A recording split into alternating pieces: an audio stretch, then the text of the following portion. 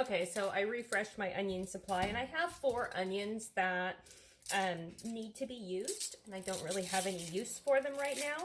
And I was roaming around on Facebook, and I saw a freeze drying group where they were talking about caramelized onions and how they caramelize them and then freeze dry them. And it tastes like the French fried onions that we all buy for Thanksgiving and Christmas treats, or the ones I buy just so that I can eat. So I am chopping these up, and I'm going to put them in my slow cooker and go out and harvest my last bush of aronia berries. And when these are caramelized, I'm just going to stick them in the freezer on a tray. So what I am doing, what I also found out, was that if you cut your onions and soak them in water, like this, that it keeps it so that your eyes don't burn. So I am getting them ready, soaking them in water, and then I am going to start slicing. I'm going to add half a cup of water to my my slow cooker, just to get the liquid started.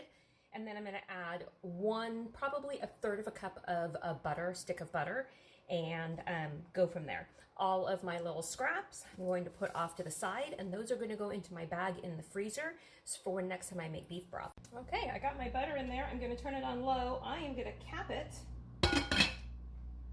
And then I'm going to go out and pick aronia berries. We'll come back later. I might turn it on high for a little bit just to get it started, and then come back. And every once in a while, every half an hour, I'll stir it. So here are the onions. They smell absolutely amazing, and I'm going to put them on the freeze dryer trays, let them cool, and then put them in the freeze dryer, and we'll see what they taste like. Okay, my onions are almost done. I've transferred them to a skillet, which a lot of people have said they did, so that I could boil down and evaporate this butter water mixture that came from the onions. They look amazing. They smell just like the French onion dried bits that you get from the grocery store. So while this heats up and evaporates off, then I will put them on the trays. That looks perfect. It also smells amazing. So we're going to put it on and spread it out. We're actually going to make it all one single layer. We're going to pre-freeze it, because anything that you pre-freeze, if you pre-freeze, things go faster. That's what it looks like now. I'm gonna let it sit here and cool. I have to go work in the chicken yard. I don't want to work in the chicken yard. Farm life.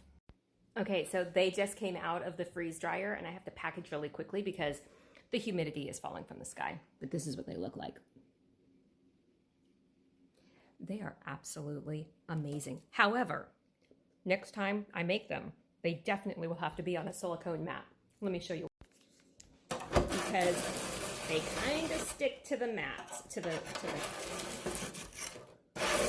Oh my gosh, they taste amazing. They taste like the onions that you get in the can, only they're not as crunchy. They're lighter, fluffier, if that makes any sense. So 100%, this is what I'm going to be doing with all of my extra onions. 100% hands down. Time to package.